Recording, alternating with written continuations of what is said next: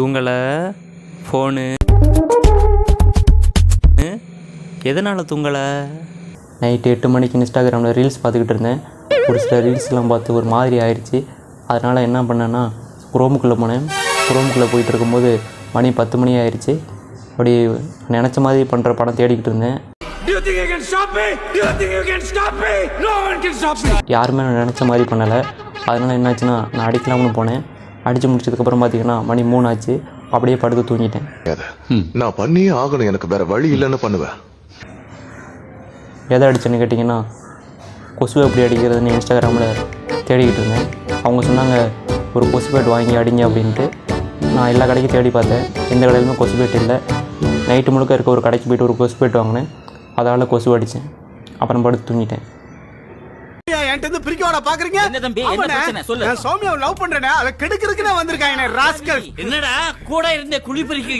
அவ அடிச்ச சரக்கு எனக்கும் வேணும். அவள் அடித்த சரக்கு எனக்கு வேணும். அப்படியா? சொல்கிறேன், நோட் பண்ணிக்கோங்க. தெருவுக்கு போங்க.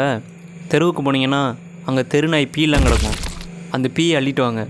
அள்ளிட்டு வந்து ஒரு கிளாஸில் போடுங்க. அந்த கிளாஸில் கொஞ்சம் தண்ணியை ஊற்றி நல்லா கலக்குங்க. கலக்கிட்டு அப்படியே குடிச்சிருங்க. குடிச்சிட்டு நான் சொல்கிற ஒரு யோகா, அந்த யோகா பண்ணுங்கள். இந்த யோகா பண்ணிங்கன்னா இதுதான் நான் அடித்த சரக்கு. ஆனால் ஒரு கண்டிஷன், நீங்கள் தெருநாய் பீயை மட்டும்தான் குடிக்கணும் கலந்து. இன்ஸ்டாகிராம் பார்க்க டைம் இல்லை உனக்கு, இதில் யோகாக்காவை பார்க்க டைம் வேணுமா உனக்கு? குடிக்க கஞ்சி இல்லைடா உனக்கு, இதில் யோகா கேட்குதாடா உனக்கு? தூக்கலாக வர்றதுக்கு ஒரு தத்ரா சொல்கிறேன், தெரிஞ்சுக்கோங்க. ஒரு பொம்மையை எடுத்துக்கோங்க. அடுத்து ஒரு கோகனட் ஆயில் எடுத்துக்கோங்க. பொம்மையோட பில்லி பட்டனில் இந்த கோகனட் ஆயில் ஊற்றிக்கோங்க. ஊற்றிட்டு போட்டு அப்படியே தேய்க்க கூடாது. போட்டு அப்படியே தேய்க்கக்கூடாது. அப்படியே மெதுவாக தேய்க்கணும். அப்படியே தேய்ச்சிக்கிட்டே இருந்தீங்கன்னா அப்படியே தூக்கம் வரும் உங்களுக்கு. பொம்மைக்கு தேய்க்க உங்களுக்கு அப்படியே தூக்கம் வரும். அப்படியே தூங்கிடுங்க. அது ஏன் நீங்கள் ஒரு பக்கமாக திரும்பி இருந்து பேசுகிறீங்க?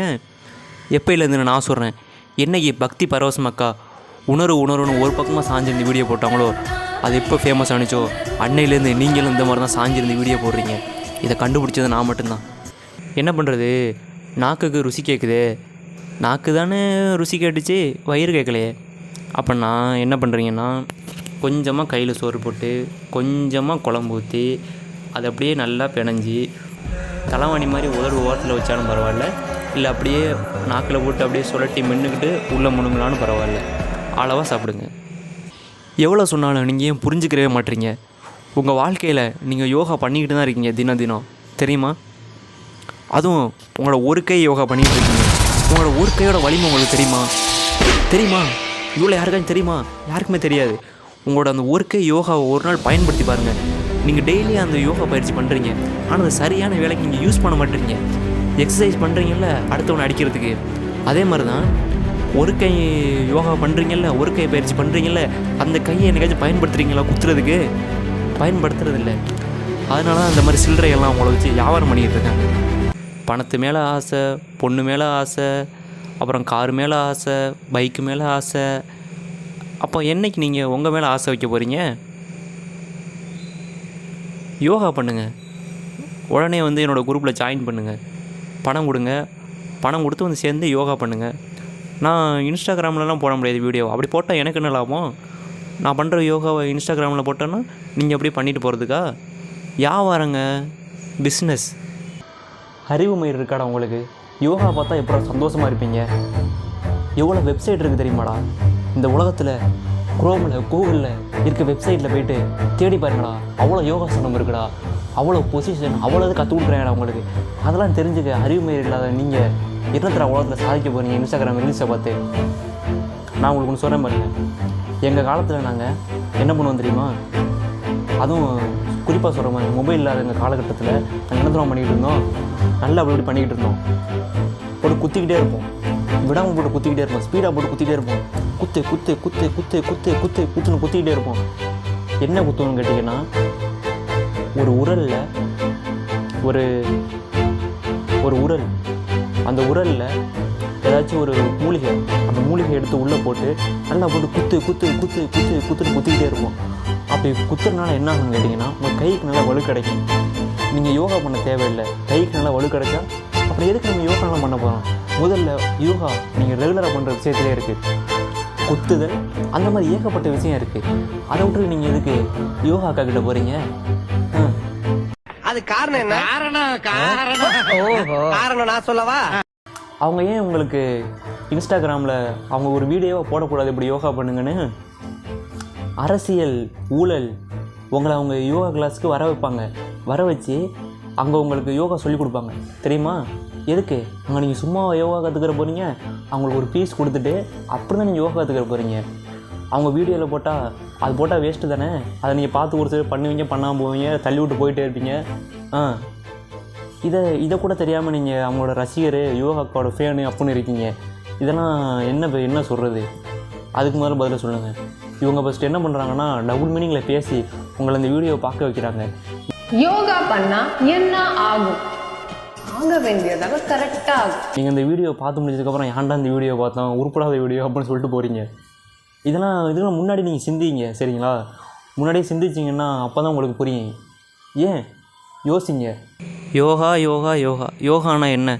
யோகானா என்னென்னா உடம்பை உழைக்கிறது.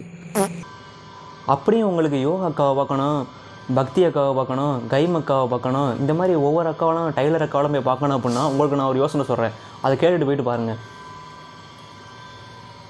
இது என்னென்னு தெரியுமா? தேன். இதை உங்கள் உள்ளங்கையில் ஊற்றி நக்குனீங்க அப்படின்னா எந்த அக்காவை பார்க்குற ஞாபகமும் உங்களுக்கு வராது. இதை இப்படி திறந்து கொஞ்சமாக கையில் ஊற்றி அப்படியே நக்குனீங்க அப்படின்னா எல்லாத்தையும் மறந்துடுவீங்க. யோகா அக்காவை மறந்துடுவீங்க, டைலர் அக்காவை மறந்துடுவீங்க, எல்லா அக்காவும் நீங்கள் மறந்துடுவீங்க. இனிமேல் வேணாச்சு டைலர் அக்கா யோகா அக்கான்னு சொன்னீங்கன்னா கொட்டையை வெட்டி தெருநாய்க்கு போட்டுவிட்டா கொம்மால. அதுவும் கொட்டையை ஒரு பீஸாக வெட்ட மாட்டேன், 4-5 பீஸாக வெட்டுவேன். 4-5 பீஸாக வெட்டி நாய்க்கு போட்டால் தான் இவங்க அடங்குவாங்க. யோகா அக்கா, டைலர் அக்கா, கோடிங் அக்கா, ஜிம் அக்கா, இந்த மாதிரி இவ்வளோ அக்கா இருக்காங்க. இவ்வளோ அக்காவை நீங்கள் ஃபேமஸ் ஆக்கி விட்றீங்க. ஏதாச்சும் ஒரு அண்ணன் வந்திருக்காரு, இந்த அண்ணன் இப்போ ஃபேமஸ் ஆகிறாரு அப்படி சொல்லிட்டு எவனாச்சும் நீங்கள் ஃபேமஸ் ஆக்கி விட்டீங்களா? ஆக்கி விடலை. ஏன்? அதுக்கு காரணம் என்ன தெரியுமா? அவங்க உங்களை ஹிப்னாட்டிசம் பண்ணிட்டாங்கடா. அந்த பொண்ணுங்கள்லாம் ஏதோ கண்ணெல்லாம் காட்டி உங்களை ஹிப்னாட்டிசம் பண்ணிட்டாங்கடா. அதனால தான்டா நீங்கள் பைத்தியக்காரவாதி மாதிரி அவங்க பின்னாடியே போயிட்டுருக்கீங்க. அவங்க வீடியோ மட்டும் நல்லா இருக்குன்னு சொல்கிறீங்க. அதான்டா இங்கே உண்மை.